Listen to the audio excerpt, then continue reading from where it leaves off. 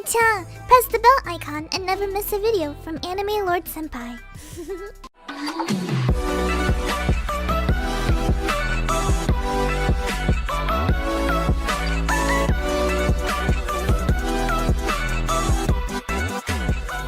This video is sponsored by Kurzpell from KOG Games. Kurzpell is a free-to-play anime-style action battle game played from a third-person perspective. Players can battle it out in both PvE and PvP mission-based battle modes with massive boss monsters. Players utilize karmas, which are the methods used to indicate weapon and class types when charging into battle. Each character gets to use 2 types of karmas. Well guys, Kurzpell is absolutely one of the best looking anime games out there. It's also got a great combat system. Like, a really great combat system. The best part is, you can create your own waifu in the game. If you're a waifu lover, then this game is definitely for you. Now let's talk about the new karma class added in the new Ethica update. This added the first healer support class in the game. It's called the Sacred Guardian, who wields a gigantic hammer and is not to trifle with. This class is an overall pretty cool moveset. Even though it's not the fastest, basic strike moves have a nice weight and impact to them, making the hammer a really satisfying weapon to use. So guys, if you're into anime games or you're a waifu lover, or even just looking for a good RPG, then this is the game for you. Go to the video description or the pinned comment, click on the given links, and download it from Steam right now. Thanks for watching this and enjoy the rest of the video. Coming in at number 10 is In Another World with My Smartphone. In a thoughtless blunder, God accidentally strikes down Toya Mochizuki with a stray bolt of lightning. As an apology, God offers him one wish and the chance to live again in a magical fantasy world. Toya happily accepts the offer, and for his one wish, he asks only to keep his smartphone with him as he begins his journey into this mysterious world. Starting over in this new world, Toya finds it is filled with magic, which he has an affinity for, and cute girls vying for his attention. These girls provide Toya with no end of romantic frustrations, but also companionship as he discovers the secrets of this new world.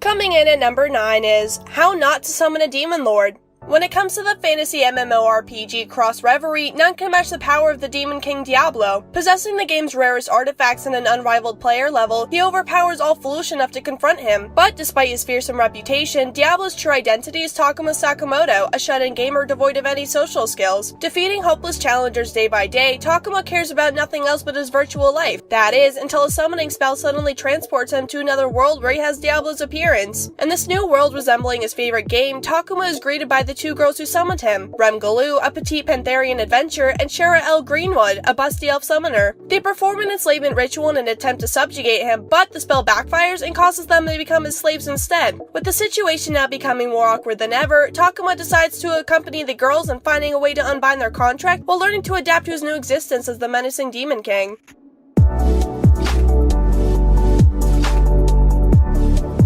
Coming in at number 8 is Knights in Magic. Having died in a car accident, Tsubasa Kurata, an otaku from modern Japan, is reborn in the Fremavilla Kingdom, a medieval world where powerful mechs called Silhouette Knights are used to fight horrific demon beasts. Born into a noble family under the name of Ernesti Echevarria and bestowed with prodigious magical abilities, he enrolls into the Royal Lahaila Academy. The School of Magic trains young men and women how to pilot the Silhouette Knights, prepping them to protect the kingdom from threats, both demonic and human. Ernesti teams up with the twins named Aldertrud and Archid Alter with the goal to create his own Silhouette Knight one day, a feat unheard of for several centuries.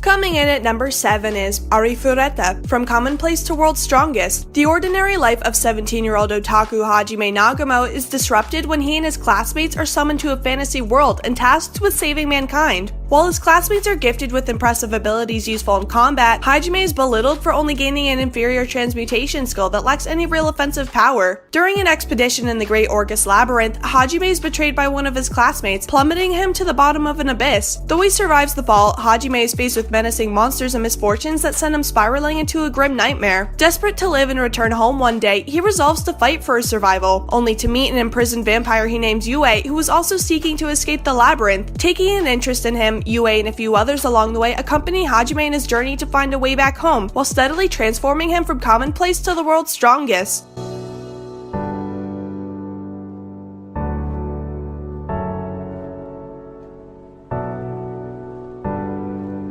Coming in at number 6 is AnimeLord Retry. Akira Ono is an ordinary working adult who manages the MMORPG Infinity game. 15 years after creating the game, Ono decides to shut down the servers once and for all. However, as the clock strikes midnight, he somehow finds himself in the body of middle-aged Hakuto Kanai, Infinity Game's Demon Lord. Soon after his mysterious transportation, he witnesses the demon Griol chasing after a little girl named Aku. Although he quickly dispatches the creature, Hakuto is still concerned. After all, he does not remember creating the girl or the demon. Doubting whether he is truly in the world of his own creation, Hakuto decides to investigate. Bringing Aku along as his guide and companion, Hakuto sets out on a journey to find out exactly who or what summoned him to this fantasy world, all while leaving chaos and destruction in his wake.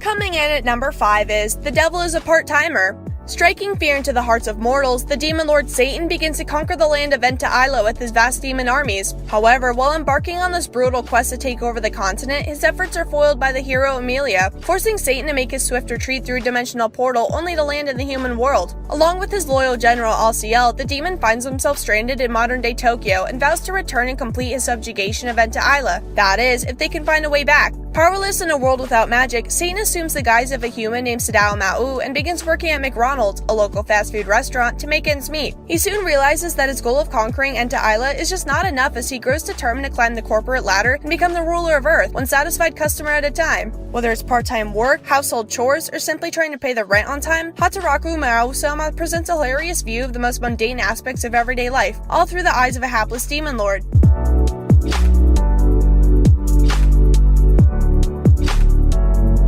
Coming in at number 4 is Drifter. At the Battle of Sekigahara in 1600, Toyohisa Shimizu is the rear guard for his retreating troops and is critically wounded when he suddenly finds himself in a modern gleaming white hallway. Faced with only a stoic man named Murasaki and hundreds of doors on both sides, Toyohisa is pulled into the nearest door and into a world completely unlike his own. The strange land is populated by all manner of fantastical creatures, as well as warriors from different eras of Toyohisa's world who were thought to be dead. Quickly befriending the infamous warlord Nobunaga Oda and the ancient archer Yoichi Suka Takanasu, Toyohisa learns of the political unrest tearing through the continent. Furthermore, they have been summoned as drifters to fight against the Ends, who are responsible for the creation of the Orta Empire and are trying to annihilate the drifters. As the Ends grow more powerful, so does the Empire's persecution of elves and other demi-humans. It is up to Toyohisa and his group of unconventional heroes to battle in a brand new world war to help the Empire's subjects, while protecting the land to claim for themselves and challenging the Ends.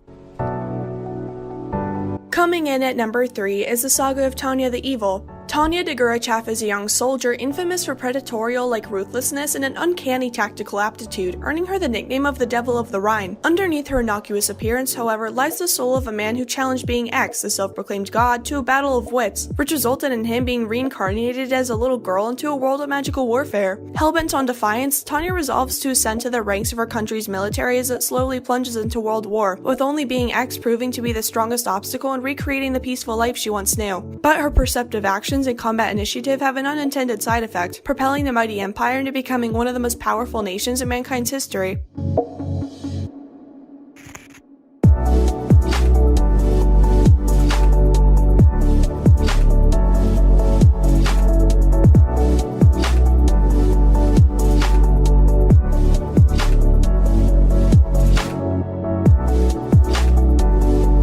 Coming in at number 2 is That Time I Got Reincarnated as a Slime. 37-year-old Satoru Mikami is a typical corporate worker who is perfectly content with his monotonous lifestyle in Tokyo other than failing to nail down a girlfriend even once throughout his life. In the midst of a casual encounter with his colleague, he falls victim to a random assailant on the streets and is stabbed. However, while succumbing to his injuries, a peculiar voice echoes in his mind and recites a bunch of commands which the dying man cannot make sense of. When Satoru regains consciousness, he discovers that he is reincarnated as a group of slime in an unfamiliar realm. In doing so, he acquires newfound skills, notably the power to devour anything and mimic its appearance and abilities. He then stumbles upon the sealed catastrophe-level monster Storm Dragon Virudor, who had been sealed away for the past 300 years for devastating a town in the ashes. Sympathetic to his predicament, Satoru befriends him, promising to assist in destroying the seal. In return, Virudor bestows upon him the name Rimuru Tempest to grant him divine protection.